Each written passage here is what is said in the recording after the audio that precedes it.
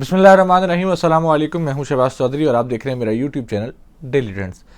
पंजाब की सियासत के अंदर पहले आसिफ जरदारी साहब की एंट्री हुई, चौधरी शुजात साहब से मुलाकातें हुई। बहुत सारी मुलाकातें सिर्फ इसलिए थी कि पीपल्स पार्टी ये चाहती थी कि पंजाब के अंदर नून लीग के साथ मिलकर अपनी हुकूमत बनाई जाए और इस दफ़ा जो वज़ीर आला हो वो नून लीग से नहीं बल्कि पीपल्स पार्टी से हो। सैयद हसन मुर्तज़ा साहब का नाम बड़ा गौर से और बड़ा ज़ोर शोर से मीडिया में आया और सैयद हसन मुर्तज़ा साहब ने बाकायदा तौर पे मीडिया पे इंटरव्यू देते हुए ये बात की, क्या आपको ये मंजूर नहीं है कि मैं वज़ीर आला पंजाब बनूं। उसके बाद बहुत सारी चीज़ें हुई, बहुत सारी डेवलपमेंट्स हुई और उसके बाद बहुत सारे लोगों ने ये बातें की कि पंजाब के अंदर ऐसा मुमकिन नहीं है क्योंकि जुलाई के अंदर सुप्रीम कोर्ट का एक फैसला आ चुका है। अब उस फैसले के तनाजुर में ये ऐसा होना मुमकिन नहीं है कि पीटीआई और काफ लीग के वोट जो हैं वो पीपल्स पार्टी और नून लीग को पड़ दें। उसके बाद बहुत सारी ये चीज़ें हुई और बहुत सारी खबरें भी आई कि आज हुकूमत गई, कल हुकूमत गई, फिर असम्बलियाँ तहलील होने वाला मामला, परवेज़ इलाही को डी नोटिफाई करने का मामला और उसके बाद अभी गवर्नर पंजाब के ऊपर भी जो पाकिस्तान तहरीक इंसाफ है वो गवर्नर पंजाब को लेके लाहौर हाईकोर्ट गई है और लाहौर पंजाब जो गवर्नर पंजाब है उनकी बरतरफी के लिए दरख्वास्त भी दायर कर दी गई है। गवर्नर पंजाब को बरतरफ करने के लिए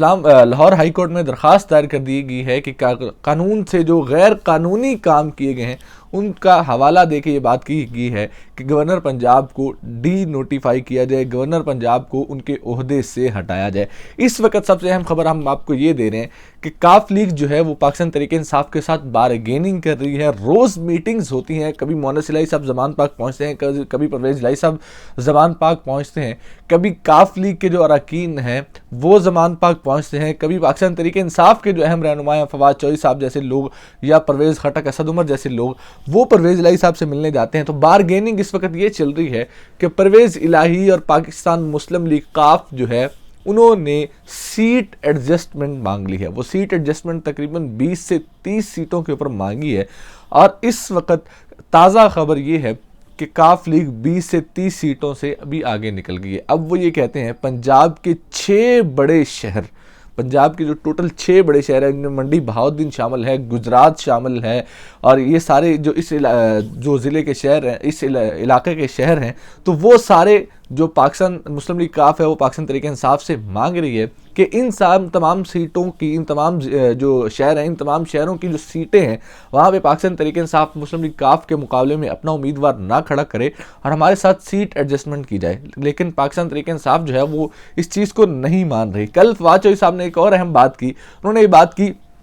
जब उनसे ये सवाल किया गया कि पाकिस्तान मुस्लिम लीग काफ जो है वो आपसे सीट एडजस्टमेंट मांग रही है तो क्या आप देने के लिए तैयार हैं। तो उन्होंने ये बात की कि इस वक्त जो पाकिस्तान तहरीक इंसाफ का जो ग्राफ है वो सबसे हाई है और उन्होंने ये बात की कि शायद मैं खुद भी, अगर मेरे पास इमरान खान का या पाकिस्तान तहरीक इंसाफ का टिकट ना हो तो मैं काउंसलर भी नहीं बन सकता। तो उन्होंने कहा कि हमारे साथ पाकिस्तान मुस्लिम लीग काफ तो बहुत दूर की बात, पाकिस्तान मुस्लिम लीग नून के 30 MPs राब्ते में हैं जो हमें ये कह रहे हैं कि हम जैसे ही असम्बलियाँ ख़त्म होगी, क्योंकि असम्बलियों से पहले वो आ नहीं सकते, इलेक्शन कमीशन का और सुप्रीम कोर्ट का फैसला मौजूद है, उस फैसले की रोशनी में वो अपनी पार्टी को छोड़ के दूसरी पार्टी में जा नहीं सकते। लेकिन जैसे ही असम्बलियाँ तहलील होंगी इलेक्शन लड़ने के लिए पाकिस्तान तहरीक इंसाफ से जो फवाद चौधरी साहब हैं उन्होंने ये बात की कि पाकिस्तान मुस्लिम लीग नून के 30 MPs ये चाहते हैं कि हम अपनी पार्टी छोड़ के पाकिस्तान तहरीक इंसाफ के साथ आना चाहते हैं। पाकिस्तान तहरीक इंसाफ जो है वो हमारे साथ सीट एडजस्टमेंट करे।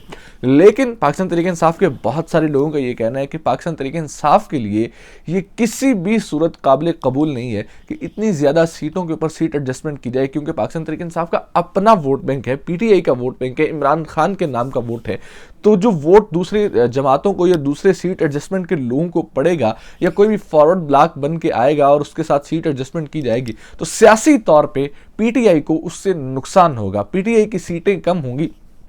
हालांकि वो वोट सारा जो है वो पीटीआई का है, वो वोट सारा इमरान खान का है। इस वक्त ग्राफ जो है वो इमरान खान का है और लोग इमरान खान के वोट को लेके जो है वो फ़ायदा उठाना चाहते हैं और इसी चीज़ को लेके सीट एडजस्टमेंट करना चाहते हैं। एक दूसरी खबर, अहम खबर हम आपको ये देने लगे हैं कि इस वक्त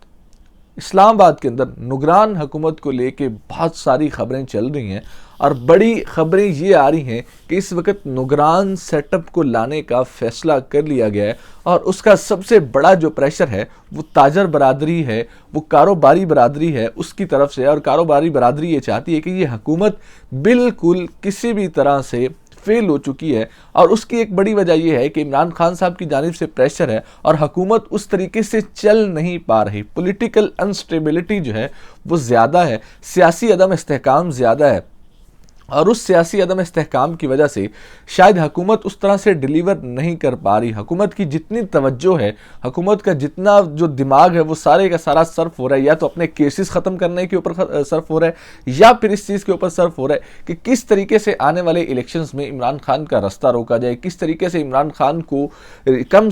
सीटें दी जाएँ, किस तरीके से इमरान खान को इलेक्शन जीतने से रोका जाए, इमरान खान को इक़्तिदार में आने से रोका जाए। ये इस वक्त हुकूमत की सरदर्द है। मईशत को लेके या माशरत को लेके या कारोबार को लेके जिस तरीके से जो पाकिस्तान की मईशत के हालात हैं, शायद हुकूमत की वो सरदर्द नहीं है। इसी वजह से जो कारोबारी तबका है, और स्पेशली एक अहम खबर रात से जो आ रही है वो ये है कि IMF की जानिब से ये कहा गया है कि इस हुकूमत के साथ शायद बातचीत ना हो सके। अगर बातचीत होनी है, क्योंकि एक सबसे बड़ा मसला ये है कि IMF की जो शराइत हैं, जिस तरीके से पहले मुफ्ता इस्माइल साहब वज़ीर ख़जाना थे और जो IMF की शराइत उन्होंने कबूल की और उसका नुकसान पाकिस्तान मुस्लिम लीग नून को हुआ, सियासी तौर पे पाकिस्तान मुस्लिम लीग नून को नुकसान हुआ क्योंकि उसके नतीजे में बहुत ज़्यादा महंगाई आई, उसके नतीजे में बहुत ज़्यादा जो है वो अनएम्प्लॉयमेंट हुई, लोग बेरोज़गार हुए, कारोबार बंद हुआ, एकदम से महंगाई का तूफान बरपा हो गया IMF की शराइत मानने के बाद। तो वो जो सियासी नुकसान है वो पाकिस्तान मुस्लिम लीग नून को बहुत ज़्यादा हो चुका है। अब पाकिस्तान मुस्लिम लीग नून जो है वो मज़ीद अपना सियासी नुकसान नहीं करना चाह रही, लेकिन अगर IMF के साथ चलना है, IMF से लेनी है डील या IMF से पैसे लेने हैं तो उनकी शराइत को मानना पड़ेगा। और उनकी शराइत मानने के लिए खबरें यही आ रही हैं और यही बात सुनने में आ रही है कि मार्च के अंदर निगरान सेटअप जो है वो निगरान सेटअप लेके आ जाएंगे और निगरान सेटअप मार्च के अंदर आ जाएगा। और उस निगरान सेटअप में दो जो साबिक हो सकता है टेक्नोक्रेट या वज़ीर ख़जाना जो रहे हों उसमें वो भी शामिल हूँ, जो टेक्नोक्रेट रहे हैं वो भी इस निगरान सेटअप में शामिल हूँ और जो मईशत के माहिरीन हैं वो इस निगरान सेटअप में शामिल हूँ ताकि वो IMF से बातचीत कर सकें और IMF से बातचीत करके इस मईशत को और जो IMF की डील है उसको आगे बढ़ा सकें। और एक अहम खबर इस वक्त ये है कि कल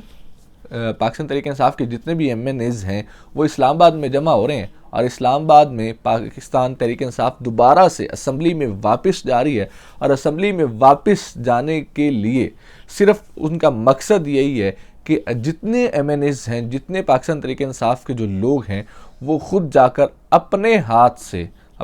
अपने इस्तीफ़े लिखेंगे, क्योंकि पहले जो इस्तीफ़े लिखे गए थे वो एक प्रिंटेड इस्तीफ़े थे और उनके ऊपर सबने साइन करके इस्तीफ़े जमा करवा दिए। स्पीकर का एक एतराज़ ये भी था कि सब ने अपने अपने इस्तीफ़े नहीं जमा करवाए, एक प्रिंटेड थे और उसके ऊपर साइन करके ऐसे लग रहा था कि जैसे ज़बरदस्ती साइन लिए गए हों। तो इस वजह से